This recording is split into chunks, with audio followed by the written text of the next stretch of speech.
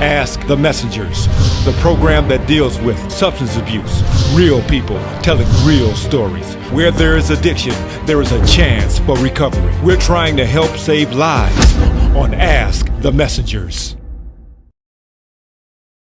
That's what you do. Those are the things that you do when you love someone. You can't just let them continue on that way. And we did a few times. Welcome to another episode of the Ask the Messengers TV show. I am your host, Tina Nelson. And again, can you believe it's been a month already since we did Addiction 101? I am here with our legal advisor. She has done so many things with the recovery community for several decades. Let me just put it to you like that. Jodi Switalski is back with us again today. And we're going to break down some more Addiction 101. And we're going to give you a layman's perspective. Today, our focus and our subject is intervention. We're going to talk about what is intervention, how do you go about doing intervention, and when is it a good time to even do intervention without offending someone, right? So let's just jump right on in here. Jodi, first of all, let me welcome you back and thank you again. These monthly segments, I'm super excited. Me too. How are you? I hope this message finds everybody doing really well. Of course, it's warming up, so that is improving everybody's well-being, isn't it? So yes, and the state is opening up again. Yay! I don't know though. I'm trying to be ready. I did get my first COVID shot, so I'm getting better. I'm getting better. Good. I'm in. I'm getting you We're good. Vaccinated. Yay, I'm in. I'm all good. We vaxxed up, right? We vaxxed up. So let's talk about this thing. So this month we've decided that we want to talk about intervention. So like the burning question, what is intervention? What is intervention, Jodi? Well, an intervention is sort of a professional term for the time when you want to go talk to your family member, your loved one, your friend, the identified individual, because you feel that they're at risk for significant harm as it relates to substance abuse or mental health, or, there's a lot of different ways that intervention per se can be applied. I think as we're talking here, we're definitely talking about the point where you have a loved one who suffers from the disease of addiction. Right. And, they're teetering on, they're either going to harm you, they're going to harm someone else that you love, or they're going to harm themselves by virtue of continued use or sometimes sort of collateral behaviors that go along with the use of substances. I mean, the bottom line is that an intervention is a very broad term. But the group of individuals, and we can talk about that a little bit more, come together, fictive kin, family, friends, whomever, spouses, whoever, that designated group of like 3 to 8 people, they've all already had that conversation saying, we have to do something. Right. And so the do something is the intervention. And we always have to remember that any time can be a good time. The individual that you're intervening with can always say no, right? Because as we talked about in our first section, that judgment, that frontal lobe, having that dialogue with a person who suffers from the disease of addiction, you may leave that conversation going, what just happened?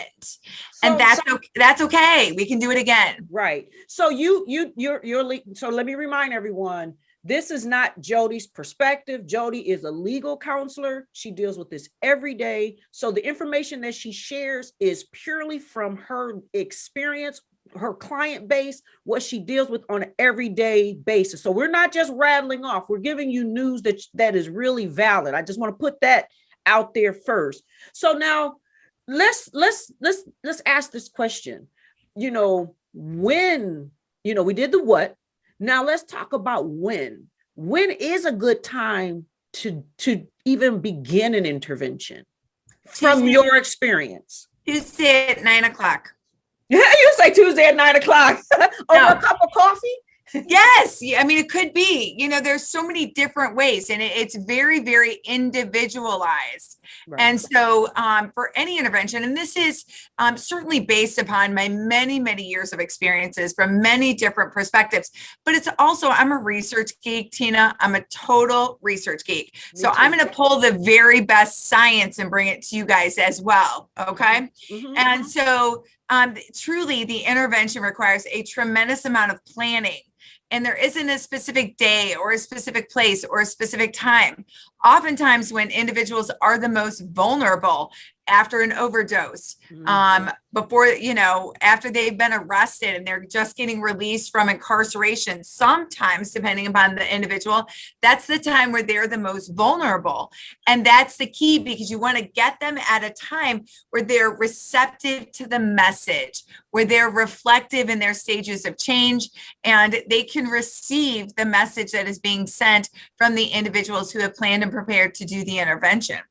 Okay, so now, on TV, you see these storylines where they, grandma, grandpa, auntie, uncle, sister, brother, they all come in together in the living room and then they just attack the person. So, no! Right. So,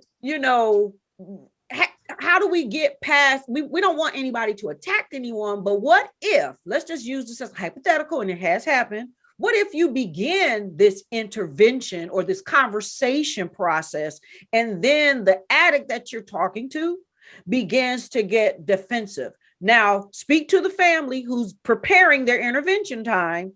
Do they stop that process, or do they pull back and come back out, like lock and reload? Lock and reload. Lock and reload. You like Absolutely. that? You like that? You like that? Yes, I love that.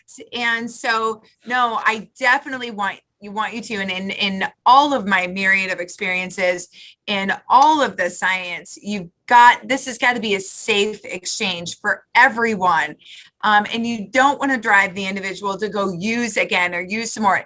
They already know what's happening, even if they can't really acknowledge or comprehend the depth of their disease and the impact on the other individuals doing the intervention. So it's incumbent upon the rest of us to help get them there. And the confrontational strategy seldom works. Okay. I'm not going to say it never works, right, but I am going to strongly say lock and reload. I love that, Tina. Yes. You can borrow that one. I am done. Stolen. So hey, I gave it away freely. That's what we do here. Yeah. So listen, we're going to take a quick break, but before we go to our break, we have a couple of what we call real people sharing real stories about their journeys through addiction. So we're just going to take a listen to a few stories that's going to take us to a commercial break. And then Jodi and we're going to come back and we're going to talk about how and when is the good time again. How do you go about doing it, and how you go about doing it, I guess, somewhat effectively. Okay. So this is Tina. Give you the big three. There you go. So we'll be back with the big three. Intervention. What is it? How do we go about doing it? And why is it so important? This is Tina, and that's Jodi. We will be right back. Listen to these stories. Of what? Please go to the rehab. Get your life together. You are so special to me. Please, son, do this. I love you with all of my heart. I need you in my life. I love you, Mom. Stay tuned for more of Ask the Messengers. Hi, my name is Artesia Washington, and I'd like to welcome you to Irvine Neuro Rehab, where we help you reach your goals of rehabilitation. So you ask, why choose Irvine? Now here at Irvine, we offer physical therapy, occupational therapy, speech and language pathology, counseling, aquatic therapy, and massage therapy. And we help build you back to your previous level of functioning. Give us a call, 248-415-2500, www.irvineneurorehab.com. Underage drinking is responsible for more than 4,300 deaths of youth annually. DWIHN, along with its provider partners, strive to educate young people on the deadly dangers of alcohol use and abuse. We teach youth about the dangers of drinking, especially when driving. If you are looking for resources to share with your loved one, give the Detroit Wayne Integrated Health Network a call, 24/7, 800-241-4949. Here to talk, here to help. More than 2.5 million Americans are addicted to opioids. The addiction is sometimes developed through the improper use of prescription painkillers. Using prescribed medication in ways or amounts not intended by a doctor is very dangerous. So it's important that unused prescriptions are properly disposed of. If you or someone you know is struggling with addiction, or for more information about prevention, treatment, and recovery services, or how to properly dispose of medication, contact the Detroit Wayne Integrated Health Network, 24/7, 800-241-4949. Here to talk, here to help. The world is opening up, and when it opens, you want to be ready. Concerts, clubs, weddings, dinner with friends, or just hanging out. Soon, Detroit will be back, and you know how we do it. For 3 decades, Fashion International has been here when you needed to look your best, and that time is coming again. Check us out now.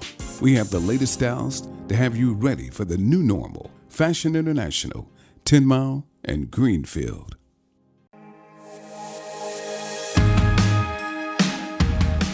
I'm Wayne County Treasurer Eric Sabri, encouraging all taxpayers to please take advantage of the several payment options available. You can pay online by visiting the Wayne County Treasurer's Office website. Paying online is easy and convenient. You can also download the mobile app and pay with your smartphone. You can pay at one of 70 kiosks located throughout Wayne County. And yes, you can always still send in your payments using the U.S. Postal Service. If you have to visit our office in person, you must make an appointment by going to treasurer.waynecounty.com. It only takes a few minutes. Facial covering or mask is required and social distancing is observed. Your health and safety is very important to us. You can also email our office at taxinfo@waynecounty.com or call us at 313-224-5990.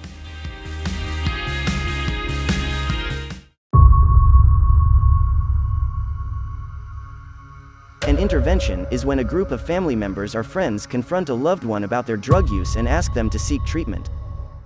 Okay, we are back. Jodi and I just have a good old time in the green room. I just wish y'all could follow us, but you know what? Hey, that's why they call it the green room. But listen, this is very important. This is our Addiction 101 with Jodi Switalski, legal advisor, counselor, meditator, motivator. This is who she is. This is what she lives and breathes for several decades, getting people's lives back on track and helping them as best as she can. Legally, that is. Okay, let's remember that.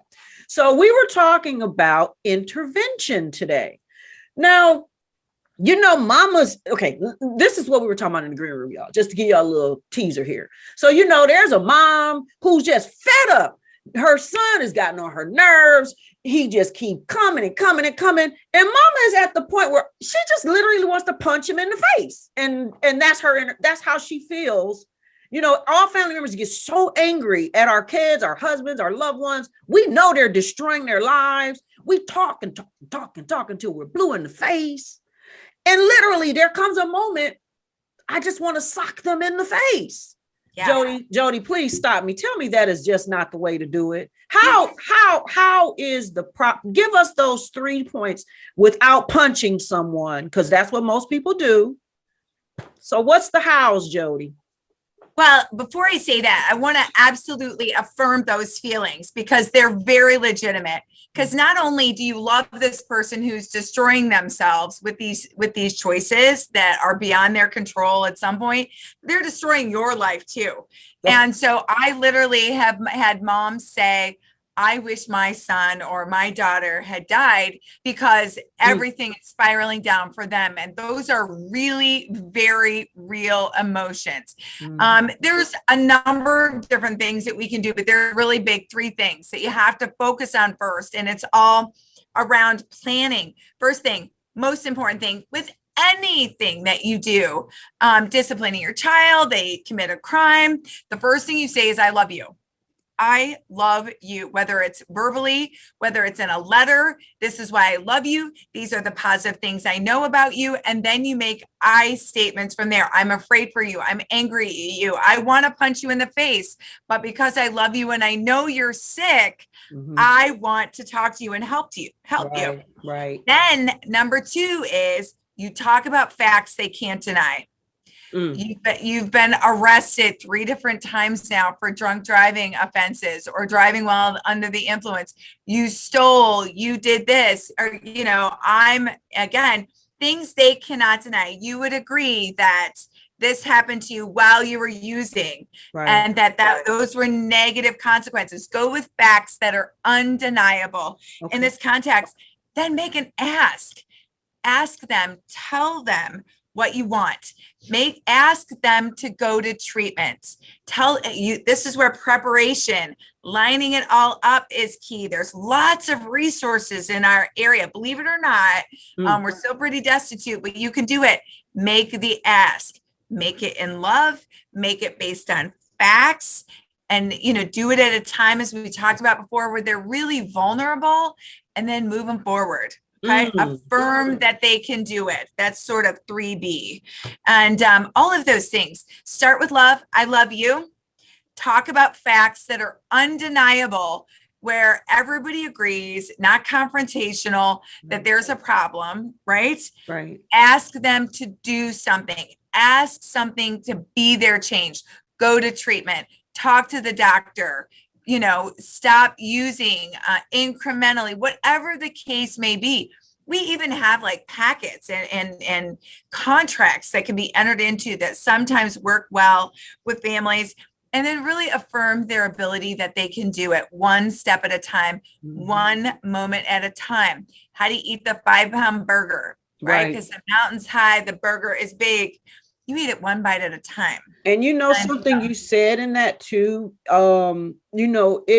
it's really preparation, because while that person, the whole family needs an intervention at that point. Yes. So and I do like the fact that you said be prepared before you begin the process, because, the cause and effect, the action to the reaction. So if you have all these things already pre-planned and pre-prepared, when they come back at you, well, now you come, like you said, the undeniables, while they're wailing and rowling. Now you can say, well, you remember that time when you took that $20 off my dresser? Exactly. And then they're going to be like, dang, Mom, why you tell me that? I wasn't trying to go there. And I'm not saying that, babe, because you took the $20. I'm saying that just to remind you that things don't go so well when you're using, right? Right. And you want to have a group. They recommend like 3 to 8. It can be anyone. It can be family. It can be your pastor. It can be anyone that is not threatening to you or to the individual. You want to get them together and plan and prepare and lead with those 3 things. Absolutely. Absolutely. Positively. And I'm gonna end on this particular situation from my own personal experience with my own children. When they go through different things, I've learned from my own personal experience, Jodi, when I approach that child that I'm ready to talk to, when we do it as a pack, it never works. But if I do it on a just, hey, come on over and help me wash the dishes, or help me move something from out the basement. When it's a one-on-one, and we're, like you said last week, on that eye level now, it does work better. So people just don't think that you just got to call the whole cavalry over, because now if it's violent situations, like you said, every situation is different. But if you just break it down and just talk to them, because the one thing I've learned from my own experience all the way around, they want the help. They don't even like themselves, but they've so far gone most often, they can't even figure their own. They're waiting for somebody to come and, just smack them on the back of their head. Like, dang, yeah. So, that's why these things are so important. And I'm grateful that you're here to help just break some things down. And it's good. And I hope that, somebody that is listening to this, that's watching this will resonate with them. These segments, I really hope so. I hope so too. And you're exactly right. And there's all sorts of science and research, but the person. Yeah. And every single one of us, I firmly believe this, can be the change. And we can do it by doing something. And we have to be unafraid. If we lead with love at a time where we know that they're vulnerable, like you said, unpacking a box, carrying something, getting ice cream, saying your prayers at night, or whatever, whatever the case may be, the person, you can do it. You've got to have the confidence that you can reach them with the power of your love. And it works every time. We'll be right back with more of Ask the Messengers. Underage drinking is responsible for more than 4,300 deaths of youth annually. DWIHN, along with its provider partners, strive to educate young people on the deadly dangers of alcohol use and abuse. We teach youth about the dangers of drinking, especially when driving. If you are looking for resources to share with your loved one, give the Detroit Wayne Integrated Health Network a call, 24/7, 800-241-4949. Here to talk, here to help. More than 2.5 million Americans are addicted to opioids. The addiction is sometimes developed through the improper use of prescription painkillers. Using prescribed medication in ways or amounts not intended by a doctor is very dangerous. So it's important that unused prescriptions are properly disposed of. If you or someone you know is struggling with addiction, or for more information about prevention, treatment, and recovery services, or how to properly dispose of medication, contact the Detroit Wayne Integrated Health Network, 24/7, 800-241-4949. Here to talk, here to help. If you or someone you know is battling with any type of cancer, you need to read the book by Laverne Moore Slaughter, God Encounters Are Real. In her book, she tells how through prayer and faith, God healed her and set her free from stomach cancer. For more information and to get your copy, visit www.encountersarereal.net. Hi, my name is Brenda Owens. I work at Greenfield Hair Collection, and I love doing hair. I've been doing it for almost 30 years now, actually. And I do a little bit of everything. This style right here is a pin curl. This is my weekly client, Lenise, short and sassy. She just got a fresh haircut last week. The name of the salon is Greenfield Hair Collection. We're located on Greenfield between Outer Drive and Curtis. I'm on the second level. My name is Brenda. My phone number is 313-729-8194. Give me a call. I love what I do. I'm Wayne County Treasurer Eric Sabri, encouraging all taxpayers to please take advantage of the several payment options available. If you have to visit our office in person, you must make an appointment by going to treasurer.waynecounty.com. It only takes a few minutes. Facial covering or mask is required and social distancing is observed. You can also email our office at taxinfo@waynecounty.com or call us at 313-224-5990.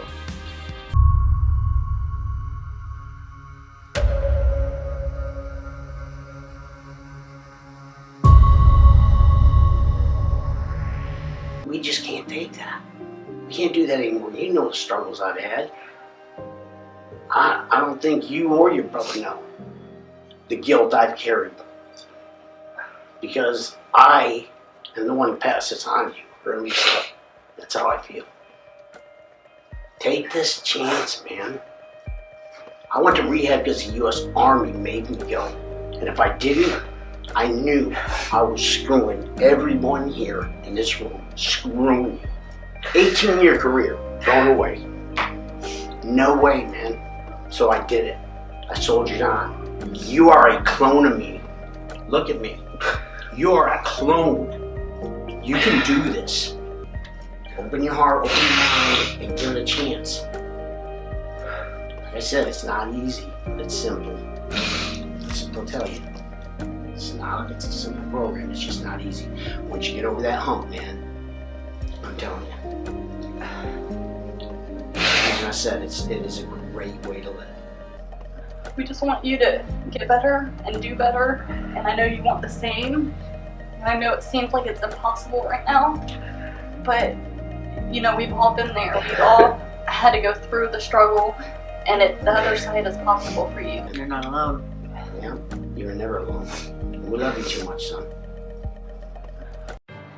All right, Jodi, that's enough time. That's our time for today. That's our time. Until next time, Jodi, we're gonna think of something else for next month, and like I said, now remind you viewers, if there's a topic that you want some information on, message us. And I'll shoot it to Jodi and we'll make it work, if we Absolutely. can. If we can, we'll do our best. But Jodi, again, thank you so much. Continue to be safe. The world is opening up. Well, no, not the world. The state is opening up again. The United States of America is opening up again. Someday we'll be together, and then watch out, right? Oh boy. All right, you guys. Thanks, Jodi, Tina. thank you so much and take care, all right? You too. All right. Well, that concludes this week's episode of the Ask the Messengers TV show. We hope something you heard today helped you in some way to understand addiction and to give anyone struggling the desire to surrender and seek help. If you or someone you know is experiencing anything that seems to be too hard to handle, please know there is a way out and don't hesitate or be afraid to seek help. Until next time, may you seek a power greater than yourself so that you too can turn your mess into a message that will help save lives. Continue to stay safe and most importantly, be kind and love one another. Won't you help us to do exactly what our motto is, and that is to help save lives? Won't you send a generous donation to the information there on the screen? We would love to have you as part of our partnership to help save lives. You may not be able to go out in the street, you may not be able to come here to the show, but you can send your donation that helps us save lives.